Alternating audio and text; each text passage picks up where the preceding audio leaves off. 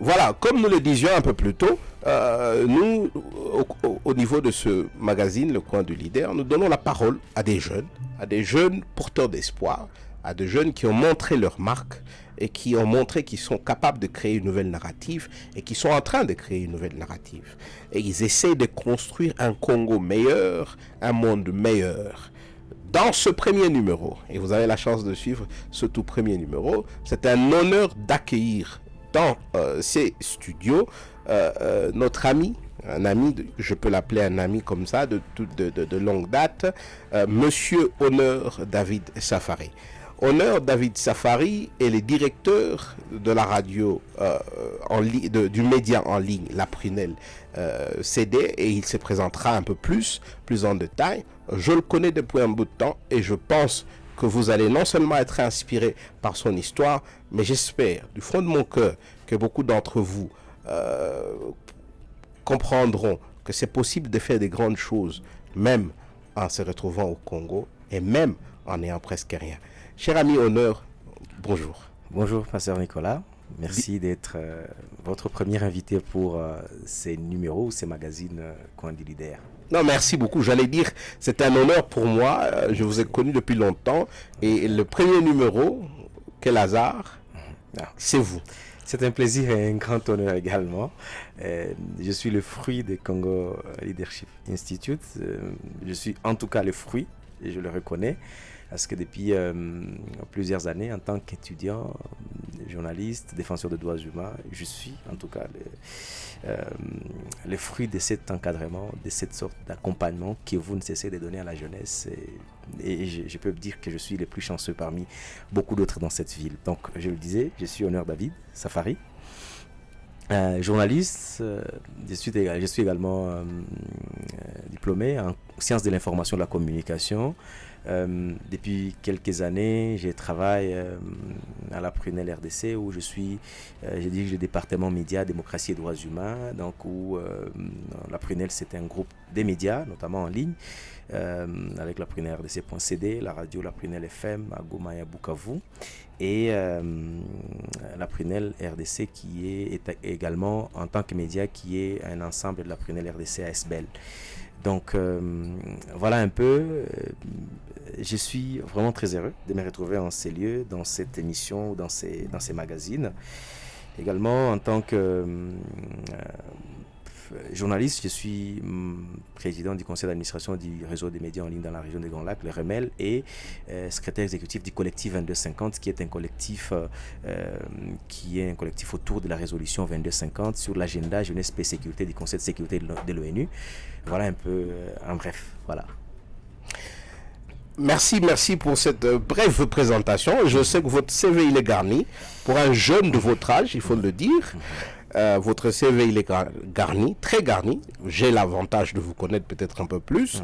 Et je suis sûr que si nos amis qui nous suivent présentement font une petite recherche sur Google, ils pourront trouver beaucoup de ce que vous êtes et de ce que vous faites. Alors, je vais commencer parce qu'au fait, l'idée avec ces magazines, c'est de présenter le profil de nos invités. Et donc, je crois que les amis vont tolérer que nous n'allions pas trop en détail. Mais l'idée, c'est de présenter le profil, de comprendre un peu ce qui vous motive, vos aspirations, mais aussi un peu qu'est-ce que vous donnerez comme conseil aux jeunes. Donc, on commence par la première question.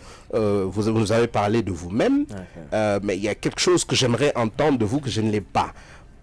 Vous êtes un fruit, vous êtes né au Congo. Vous avez étudié au Congo. Mais pourquoi vous êtes resté? Parce que beaucoup de gens, ils quittent. Beaucoup de jeunes pensent que cet endroit est un mouroir sans espoir. Alors, votre parcours, pourquoi vous avez décidé de travailler ici? En revenant un peu sur votre parcours, qu'est-ce qui vous a motivé à être de ceux qui contribuent à l'émergence de ce Congo nouveau?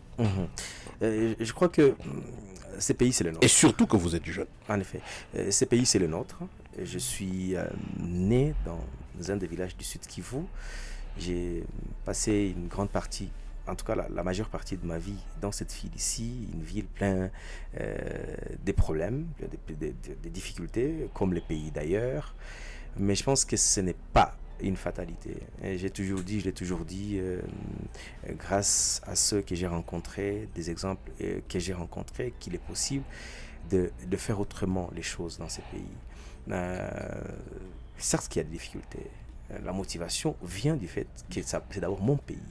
C'est d'abord ma nation, c'est là que j'ai vécu, c'est là que j'ai vécu, c'est là que j'ai fait toutes mes études, c'est là que je ne connais que pratiquement, en tout cas, les expériences, des échecs et les réussites, c'est à travers ou dans ces pays ici. Et je pense que si il y a eu des gens qui ont échoué, il y en a eu aussi qui réussissent. Et c'est ces modèles-là qui nous poussent à dire pourquoi on devrait fuir ces pays, pourquoi on devrait fuir alors que il y a de l'espoir de pouvoir faire quelque chose. C'est-à-dire que dans les difficultés, et ça je l'ai appris des CLI, des Congo Leadership Institute, c'est que même dans les difficultés, je pense que nous avons des opportunités. C'est-à-dire que les difficultés peuvent constituer des opportunités dans ce pays. Et ces difficultés ici nous ont motivés à dire qu'il faut que nous puissions changer la situation. Pourquoi fuir par exemple notre pays, les laisser dans une situation où personne, ou dans une situation qu'on peut qualifier où personne ne veut venir, tout le monde dit c'est un pays qu'il faut fuir, alors que nous pouvons dire aux gens, eh bien, nous avons des modèles, nous avons un espace d'expression, nous avons un espace, un espoir à venir investir ou à venir faire ceci dans ces pays. Vous pouvez venir voir, vous pouvez venir admirer les Congo, les Sud Kivu en entier, sans forcément que ce soit ces Sud Kivu négatifs que nous voyons ou ces Congo négatifs que nous voyons. Je veux commencer évidemment par la genèse donc d'ailleurs de notre existence. C'est en 2017 que, en tant que jeune, je me souviens, je n'avais peut-être même pas encore fini l'université en juin, le 10 juin exactement, où dans un contexte de difficultés liées au rétrécissement de l'espace politique, l'espace démocratique dans le pays lié à la fin du deuxième mandat de l'ancien président, donc de l'ancien chef de l'État. Et à ce moment-là, les médias traditionnels sont muselés. C'est-à-dire que, bon, vous êtes journaliste, vous parlez concrètement de la démocratie, des droits humains. C'était difficile parce que les médias parfois étaient fermés. Et on avait peur, tous avaient peur. Et comment fallait-il donner la parole aux voix discordantes, à toutes ces personnes qui ne pouvaient pas dire la même chose que les gouvernements, que les pouvoirs en place, qui pouvaient dire le contraire de ce que pensaient les autorités. Alors, il fallait trouver une formule, et c'est comme ça que nous allons mettre en place, à l'époque, la Prunelle RDC, qui est, à première vue, ou à la création, d'abord un média en ligne. Un média en ligne qui devient média en ligne et qu'on commence à alimenter, et ça devient en tout cas une grande plateforme pour les informations à partir de l'Est du Congo, où les voix discordantes, les personnes, les opposants, les gens de la société civile pouvaient parler, parce que comme vous le savez, on va fuir les domaines .cd qui pouvaient être contrôlés pour finalement prendre d'abord les domaines sur le plan international qui ne pouvaient pas être, censurés par l'État. Et au fil du temps, ça va devenir une grande association, évidemment, parce que les exigences légales des demandes qui couvrent la Prunelle RDC et donc les médias et d'autres services que nous devrions offrir. Donc au fil du temps, en tant que cofondateur, parce que je l'ai dit, je suis cofondateur avec une grande partie des jeunes, d'autres jeunes et filles, jeunes filles et garçons, avec ce souci de pouvoir donner de l'information. Nous allons évoluer pour pouvoir, parce que l'information c'était autour des jeunes et des femmes, mais dans la démocratie, la bonne gouvernance. Et au fil du temps, nous allons mettre en place une grande organisation qui va parler des questions des femmes et des jeunes autour de la gouvernance, autour de l'accès des leaderships, autour de l'accès aux instances de prise de décision, autour du relèvement économique, autour, il y a donc beaucoup de domaines autour de cela. Et à voir la situation des jeunes, à voir comment tout le monde avait déjà perdu d'espoir. On se disait, il faut tout toquer, il faut qu'on quitte les Bukavu, il faut qu'on quitte les Sud Kivu, il faut qu'on quitte les Congo parce qu'on n'a plus d'espoir, on a peur. On s'est dit, mais pourquoi quitter les Congo si on peut influencer la gouvernance, si on peut savoir sensibiliser les peuples congolais à pouvoir se prendre en charge sur tel ou tel autre aspect. Donc nous, on a choisi de se dire, nous, on ne quitte pas, on n'a pas peur. C'est vrai il y a beaucoup de défis. on a peur, il ne faut pas dire, honnêtement, on ne peut pas dire qu'on n'avait pas peur. On a peur parce que les pouvoirs politiques, il est ce qu'il est dans les pays comme les nôtres. Mais on s'est dit, si tous quittions ces pays, alors qui va essayer de parler? Qui va essayer d'influencer ce qui s'est fait localement? Qui va essayer d'influencer, ne serait-ce que ce qui se fait dans la commune, dans la ville, dans la province? On n'a même pas peut-être besoin de parler de tous les grands pays, mais dans notre commune, dans notre province, dans notre quartier, qui va essayer d'en parler? Qui va essayer d'alerter le monde sur ce qui se passe? Qui va essayer d'alerter le monde sur la gouvernance aussi difficile ou, je ne sais pas, une gouvernance problématique que nous traversons dans les pays? C'est comme ça que nous avons dit non, nous avons l'obligation aujourd'hui de mettre la lumière ou les écrans, les projecteurs sur ce qui s'est fait dans notre communauté, dans notre société. Il ne faut pas que notre histoire soit racontée à partir de Kinshasa ou à partir de l'Europe, de l'Occident, de l'Orient. Il faut que notre histoire soit racontée à partir de la sous-région des Grands Lacs et à partir du Sud Kivu et de Bukavu. C'est comme ça que nous avons décidé de rester pour pouvoir raconter au mieux notre histoire.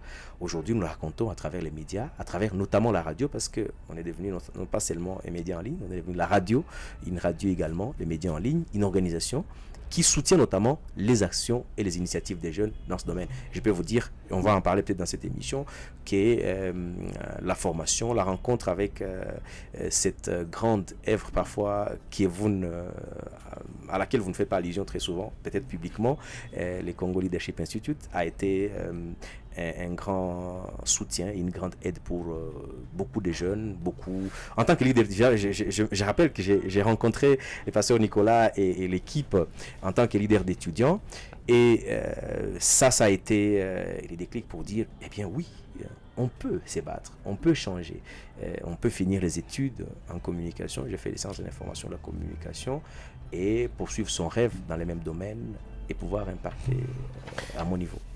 Merci, cher honneur. Et vous avez fait mention de plusieurs faits et plusieurs choses qui ont retenu mon attention. Évidemment, je suis un passionné de leadership, comme vous le savez, et je crois que Dieu a doté aux jeunes de beaucoup de points. La première des choses que je retiens, vous avez vu une opportunité, là où tout le monde voyait un défi.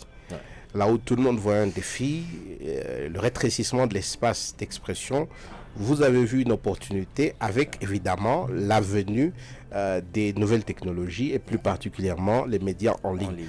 Je dois dire que la Prunelle était parmi les premiers, les pionniers, et je veux poser cette question parce que souvent quand on est pionnier, on ne réussit pas souvent. Il y a eu plusieurs médias qui ont été lancés presque au même moment que vous. Beaucoup aujourd'hui sont les squelettes, pour ne pas dire les ombres d'elles-mêmes. Et donc la question serait de savoir, ok, quel est le secret de la Prunelle?